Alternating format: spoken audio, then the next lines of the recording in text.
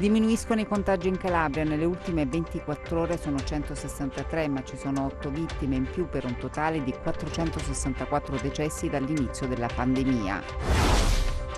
Via libera dal Senato al decreto Calabria approvato con 149 sì e 117 no.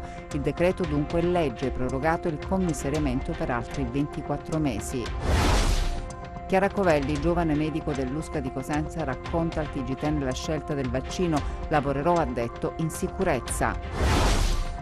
Nulla di fatto nell'incontro questa mattina in prefettura sulla vertenza delle Terme Luigiane. La regione assente al tavolo, concreto il rischio della perdita dei posti di lavoro.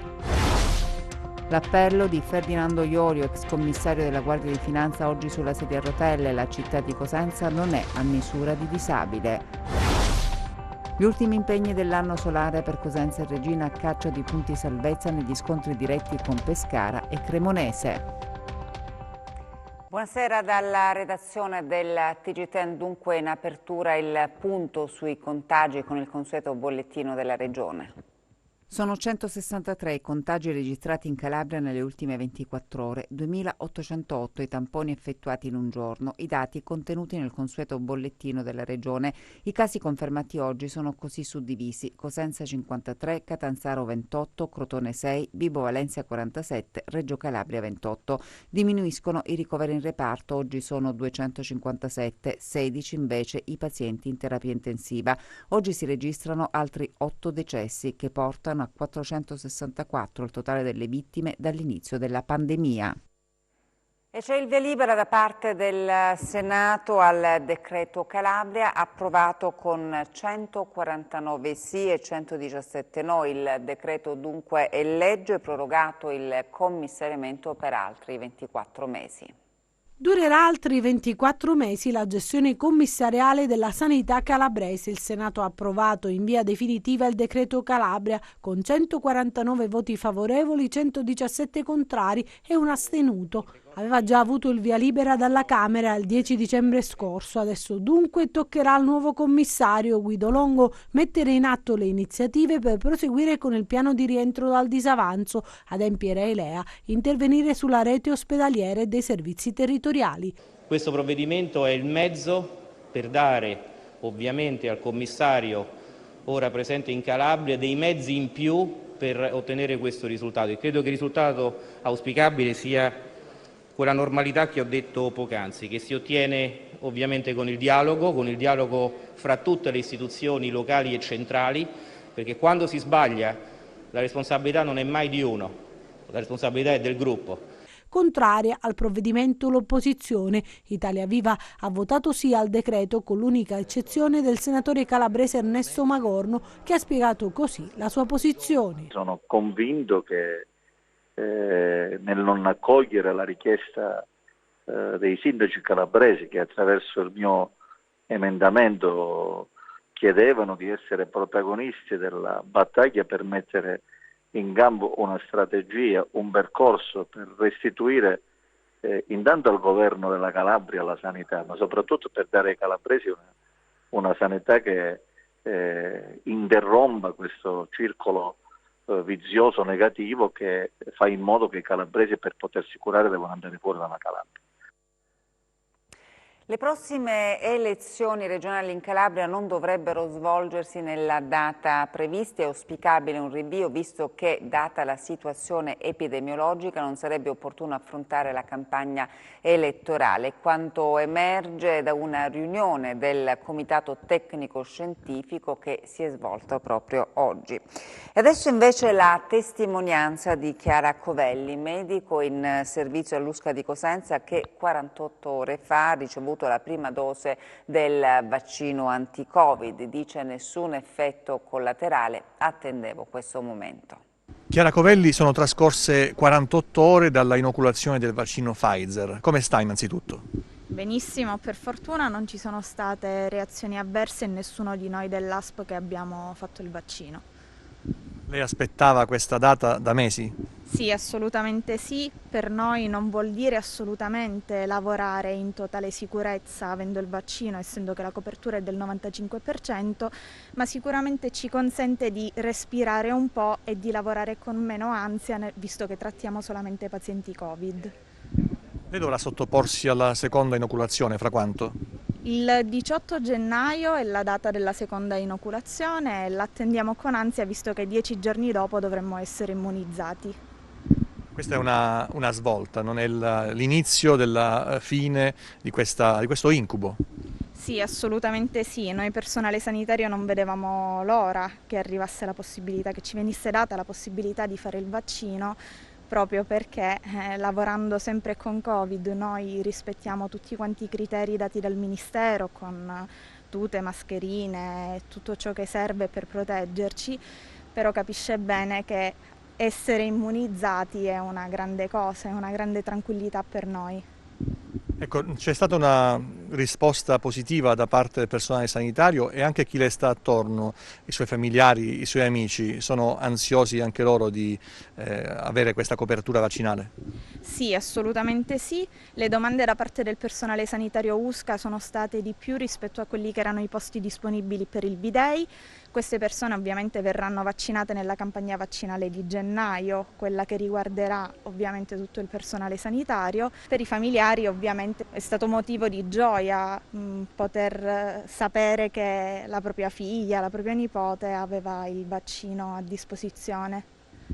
Ecco, non finisce qui, contro il coronavirus si deve combattere su due fronti, campagna vaccinale, dall'altra parte invece il tracciamento, il controllo della popolazione. In questo momento vi siete occupati soprattutto come USCA di chi rientrava in Calabria. Sì, assolutamente sì. Abbiamo messo in atto subito l'ordinanza del facente funzione Spirlì. Abbiamo eseguito circa 700 antigenici nei giorni prima di Natale alle persone che rientravano da fuori regione. Abbiamo riscontrato 5 positività e un tampone dubbio. Come da ordinanza abbiamo eseguito immediatamente il molecolare a queste persone ed è partito immediatamente l'isolamento, così che potesse essere avviato da parte della centrale operativa territoriale il tracciamento per contenere un potenziale focolaio. Adesso la vicenda di Lungro, dove è stata chiusa la cattedrale dopo la positività di un sacerdote. I fedeli hanno bevuto allo stesso calice del religioso e il video è in rete. Sentiamo. Dallo stesso calice i fedeli che hanno partecipato alla funzione religiosa. Il sindaco di Lungro nei giorni scorsi ha emesso ordinanza di chiusura della cattedrale per sanificazione e non si dice preoccupato, la situazione è sotto controllo. Ho emesso ordinanza sia di quarantena nei confronti del prete, sia nei confronti della Chiesa affinché fosse sanificata nel breve tempo possibile, quindi chiedendo la chiusura per sanificare la cattedrale. La situazione attuale è normale, diciamo, perché non abbiamo 2 o 3 casi che sono in attesa di tamponi, quindi chiuso il ciclo del centro Don Milani dove si sono tutti negativizzati, non abbiamo altri problemi di valenza rilevante. Questo fatto che ha fatto scalpore di questa cerimonia, di questa funzione nell'ambito della cattedrale di Lungro ha fatto destare molta preoccupazione, però devo dire che diciamo che è un allarmismo non dovuto, perché il prete che ha fatto la funzione, ha fatto la comunione ai fedeli, l'ha fatto prima che fosse diventato positivo, quindi anche l'ASP mi assicura su questo. E questo mi fa molto piacere, perché mi auguro, perché oggi poi i 2 parroci ai quali è stata inoltrata l'ordinanza di quarantena, oggi andavano a fare il tampone, mi auguro che sia negativo in modo da sgombrare ogni ombra. Aspettiamo l'esito del tampone che oggi hanno effettuato sia il parroco che ha fatto la funzione sia il parroco della diocesi che era a fianco al soggetto interessato, diciamo. Qualcuno che mi ha chiamato, io gli ho detto di stare a casa e di effettuare fra 4-5 giorni un tampone. Però nessuno ha sintomi e quindi io devo dire che non sono preoccupato per questo. Vediamo invece adesso la situazione dei contagi nel Regino. Siamo a Taurianova di fronte all'ospedale di questo importante centro pianigiano. Un tempo questa struttura era molto attiva con tantissimi reparti, oggi è stata notevolmente ridotta l'attività all'interno del nosocomio, ma è scoppiato un caso, il caso appunto del reparto dialisi dove ci sono stati numerosi contagiati, si parla di 17 ma ci sarebbero anche alcuni rappresentanti del personale sanitario, quindi c'è una situazione molto complicata e c'è stato l'immediato intervento dell'ASP di Reggio Calabria che ha messo in quarantena il reparto. Oggi la notizia è questa, c'è molto allarme proprio per la situazione che tocca un nosocomio, in questo caso della piana di Gioia Tauro, ma anche nella Locride. Da qui possiamo fare un aggiornamento, la situazione Covid è ritornata non proprio allarmante, ma comunque ha suscitato uno stato di allerta, sono aumentati i casi all'Ocri, si parla di oltre 60, anche Siderno sarebbe interessato a diversi casi di Covid e qualche problema torna a registrarsi a Bovalino. Ricorderete mesi fa Bovalino era stata colpita pesantemente dalla diffusione del virus, poi c'era stato un azzeramento dei casi, il nuovo aggiornamento parla di 22 casi accertati, quindi c'è una situazione che induce alla massima prudenza. Una situazione dal punto di vista clinico sotto controllo, ma certamente l'allerta esiste e non si può naturalmente negare la preoccupazione.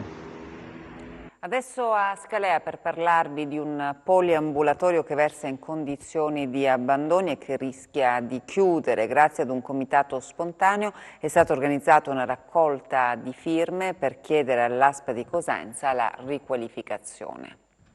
Questo che vedete è il poliambulatorio di Scalea, vi mostriamo le condizioni di abbandono in cui versa la struttura. Questo doveva essere un polo di eccellenza sanitaria per l'intera area dell'Alto Tirreno Cosentino ed invece guardate cosa resta. Parte della struttura è perfettamente funzionante, ma basterebbe poco a renderla davvero efficiente. Il rischio è la chiusura, ecco perché in queste ore è nato un comitato spontaneo che ha dato il via ad una raccolta di firme per chiedere all'ASP di Cosenza, che detiene la gestione della struttura, di provvedere alla manutenzione straordinaria del tetto, alla messa a norma dell'impianto antincendio e della messa in sicurezza dell'intero poliambulatorio. C'è stato un controllo dei vigili del fuoco che hanno constatato che l'impianto antincendio non è a norma, ma nel passare del tempo si sono aggiunti ulteriori problemi, tra cui c'è un problema al tetto che determina infiltrazioni dell'acqua piovana, rendendo la struttura a rischio. Inoltre uno dei locali destinati al SERT, al servizio per le emergenze patologiche, è stato già dichiarato inagibile. Da cittadini non potevamo rimanere inermi, non potevamo rimanere a guardare quest'ulteriore danno che la nostra sanità, già disagiata, già che non garantisce a noi cittadini dei servizi adeguati, rischiare di mettere un'altra struttura come questa, efficiente, che fornisce servizi sanitari, assistenziali, di laboratorio, con personale qualificato e eccellenze, a rischio. Noi non lo possiamo permettere. Un'iniziativa che non ha colore politico né bandiere, ma che punta a dare dignità ad un territorio che si sente penalizzato in ambito sanitario. La raccolta firme ha una scadenza, il 10 gennaio 2021, per evitare strumentalizzazioni in vista della campagna elettorale per le regionali. Controlli della Guardia di Finanza nella sede ASP di Cosenza, i particolari nel servizio. i finanzieri nell'azienda sanitaria provinciale di Via Limena a Cosenza per acquisire documenti relativi, secondo quanto si è appreso, agli straordinari che l'ASP ha riconosciuto agli operatori sanitari impegnati in prima linea contro la pandemia. Si tratta di 219.000 euro erogati da giugno ad agosto a medici, infermieri, dipendenti che si occupano dell'emergenza sanitaria del Covid-19 e su cui ora la Procura della Repubblica Abruzia vuole vederci chiaro. Al vaglio degli inquirenti le retribuzioni extra. In sostanza si valuta la liceità di quanto erogato e percepito. Dal terzo piano del Tribunale e dall'ufficio diretto dal procuratore Mario Spagnolo si parla di un fronte giudiziario esplorativo. In sostanza l'inchiesta sarebbe nella fase embrionale. Già nel novembre scorso si era aperto un altro fronte relativo al ritardo nel processare i tamponi. In quella fase i NAS avevano visitato anche l'azienda ospedaliera di Cosenza. Nel laboratorio dell'Annunziata, va ricordato, venivano materialmente processati i tamponi. Inchieste che si inseriscono nell'alveo di eventuali responsabilità da individuare per la mancata realizzazione del piano Covid. È rientrato in Consiglio regionale da semplice consigliere Domenico Tallini, ex presidente del Consiglio, dimessosi dopo il suo arresto disposto dalla Procura della Repubblica di Catanzaro a seguito dell'operazione Pharma Business. L'Assemblea, nella riunione convocata per l'approvazione del bilancio, ha infatti preso atto della sentenza del Tribunale della Libertà del capoluogo regionale che ha annullato l'ordinanza di custodia cautelare nei confronti di Tallini. Nulla di fatto nell'incontro questa mattina in prefettura a Cosenza sulla vertenza delle Terme Luigiane, la regione assente al tavolo. È durato oltre un'ora questa mattina a Cosenza l'incontro in prefettura sull'avvertenza delle Terme Luigiane. Presenti oltre all'azienda il viceprefetto Turco, i sindaci di Acquapese e Guardia Piemontese, il direttore di Federterme e il rappresentante del sindacato CISL Calabria. Assente al tavolo però la regione. Un confronto che si è concluso con un nulla di fatto, delusione e amarezza per i lavoratori che hanno attuato un sit-in in piazza 11 settembre. Per loro c'è il rischio concreto della perdita del posto di lavoro. Siamo molto preoccupati per la sorte di questa azienda, perché è una delle aziende più importanti nel territorio calabrese ma anche nel panorama italiano, quindi riteniamo che le Terme Luigiane debbano continuare ad operare e chi le gestisce o le gestirà dovrà essere messo in condizione di pianificare e programmare la sua attività avendo delle certezze di base. Ci sono elementi che francamente ci sfuggono in questa vicenda. Sono presenti tutti i soggetti che l'8 febbraio del 2019 hanno sottoscritto l'intesa. Quindi oggi non è in discussione quell'intesa, ma quell'intesa è fondante per il prosieguo delle terme e per la tutela dell'occupazione. È una vicenda che oramai tedia la nostra regione da più di un decennio ed è la gestione delle Terme Luigiane. Il nostro sindacato ha inteso rappresentare la questione ai dicasteri di competenza, al Presidente Conte, Di Maio e Speranza, ma ci stiamo rapportando anche a livello europarlamentare. Si insedia l'autorità idrica calabrese dopo decenni di attese. Anche la nostra regione ha definito la forma di gestione del servizio. La Calabria rischiava di far perdere finanziamenti europei per il settore idrico. Serviva una decisione al fotofinish entro il 31 dicembre, un'impresa difficile per i tempi biblici in uso nella nostra regione. E invece stavolta la fumata bianca è arrivata in tempo utile, con l'approvazione a Catanzaro del piano d'ambito necessario a definire la forma di gestione del servizio idrico. Si occuperà dell'adduzione, della distribuzione, della depurazione dell'acqua. Quindi un unico gestore che si occuperà di tutto quello che riguarda appunto il problema acqua. È significativo che l'Assemblea dei Sindaci abbia conseguito questo grandissimo risultato. È davvero una pagina nuova per la Calabria, perché questo sta a significare che quando gli amministratori, i sindaci si mettono assieme riescono anche a raggiungere obiettivi che in 30 anni non si sono mai raggiunti. Questo è il dato. L'autorità idrica sarà attiva da subito. Si partirà dall'individuazione delle criticità presenti sui nostri territori per disciplinare poi le reti idriche comunali. Sono infrastrutture che vanno ovviamente oggi pensate. ci sono investimenti importanti, si parla per i prossimi anni di circa 2 miliardi di euro, quindi è davvero una svolta epocale per la Calabria ed è merito esclusivo, devo dire, dell'Assemblea dei Sindaci, ma anche di una interlocuzione con la Regione Calabria che ha avuto, devo dire, ha registrato passi importanti e in avanti che si sono fatti. Quindi devo dire davvero un momento di grande importanza. Certo, adesso ci sarà da affrontare tutte le altre partite, la Sorical, il privato che è con la Sorical, quindi questa gestione mista va visto che cosa, va individuato il nuovo gestore che deve essere pubblico, interamente pubblico, è stato scelto dall'Assemblea dei Sindaci questo percorso, quindi ci sarà da lavorare, ma che inizieremo a lavorare già dal 3-4 gennaio, dall'inizio dell'anno cominceremo già a lavorare. E adesso l'appello di Fernando Iorio, ex commissario della Guardia di Finanza, oggi sulla sedia a rotelle. La città di Cosenza dice non è a misura di disabile. Molte persone con ridotte capacità motorie, visive e uditive si trovano purtroppo ancora oggi ad essere in parte discriminati perché uno scalino, un marciapiede o la larghezza di una porta sono loro di impedimento nelle varie occasioni di vita sociale o più comunemente nelle più semplici attività giornaliere come quella di andare a fare la spesa o in farmacia. Ne è testimone diretto Fernando, un ex maresciallo della finanza. Sono stato al servizio dello Stato italiano come maresciallo della Guardia di Finanza per quasi 40 anni. Poi 3 anni fa mi sono ammalato, sono diventato disabile. Io vorrei dire semplicemente, caro sindaco, vedi di fare qualcosa per i disabili.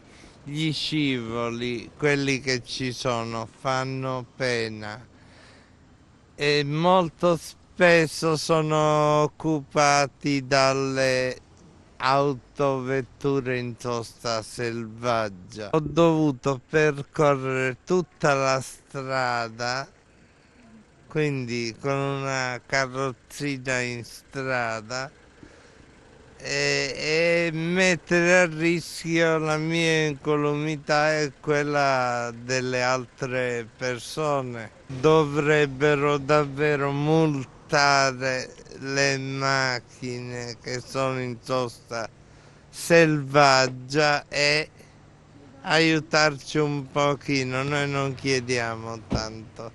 Essere disabili non è facile, ma è ancora più difficile in una società che mette davanti costantemente paletti e barriere. Essere disabili, ci ricorda Fernando, comporta rinunce molto spesso evitabili che per chiunque sarebbero normalissime. Per loro invece è una continua battaglia, una conquista difficile e spesso impossibile. Io mi auguro che voi non siate mai nelle mie condizioni, perché anch'io lo facevo qualche volta, sono sincero. E non pensavo mai alle persone che potessero essere in difficoltà. Ora pensateci, perché potrebbe capitare anche a voi. Vediamo come ha chiuso oggi la borsa.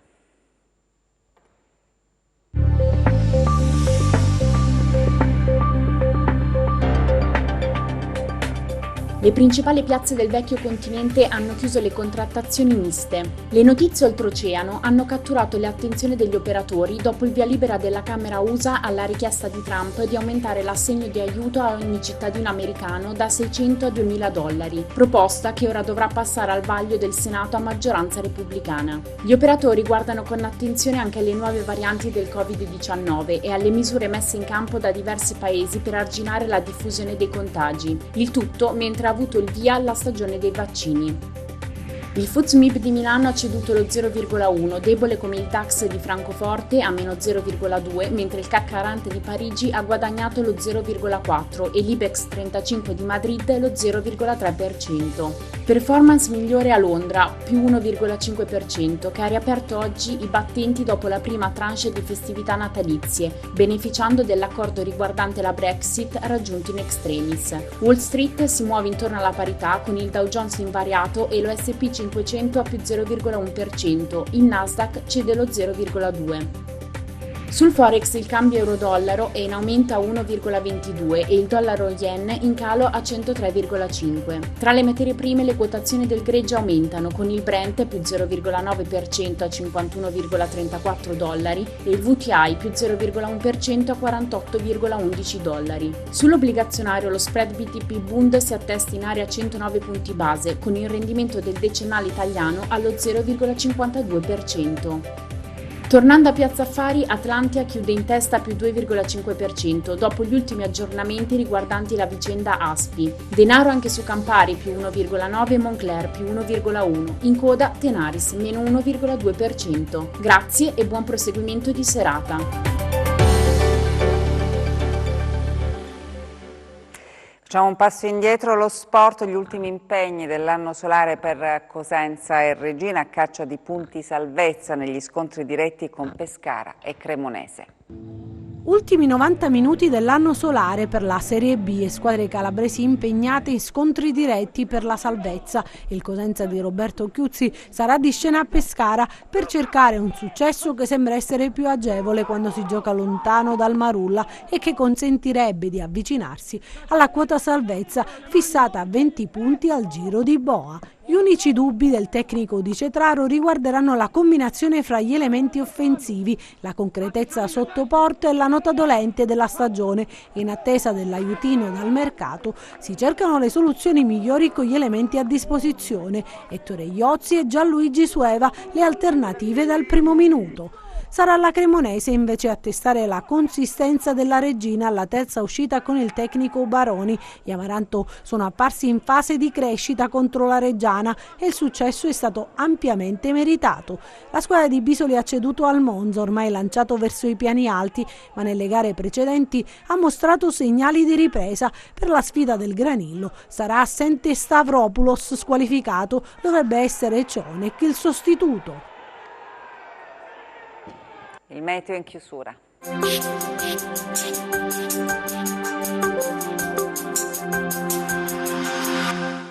Ben ritrovati da Meteo in Calabria. Condizioni di tempo in peggioramento per l'approssimarsi di una nuova perturbazione in transito al centro-nord. Apporterà nuovo maltempo con sensibile diminuzione delle temperature. Domani al mattino possibili rovesci su alto versante tirrenico, generalmente poco nuvoloso altrove. Dalla tarda mattinata e nel pomeriggio però tendenza a peggioramento sui settori tirrenici ed interni con diffuse precipitazioni anche sotto forma di rovesci e nevicate sui monti fino a 1100-1200 metri in serata. Tempo migliore sulle zone ioniche. Temperature in sensibile calo dal pomeriggio. Passiamo a mari e venti. Domani mari mossi o molto mossi, eccetto il golfo di Corigliano che sotto costa risulterà poco mosso. Venti moderati da ponente. Per essere sempre aggiornati sull'evoluzione delle condizioni meteo, vi rimando oltre al nostro sito www.meteoincalabria.com anche alla nostra pagina Facebook Meteo in Calabria. Ed è davvero tutto, grazie per l'attenzione e buon proseguimento di serata, arrivederci.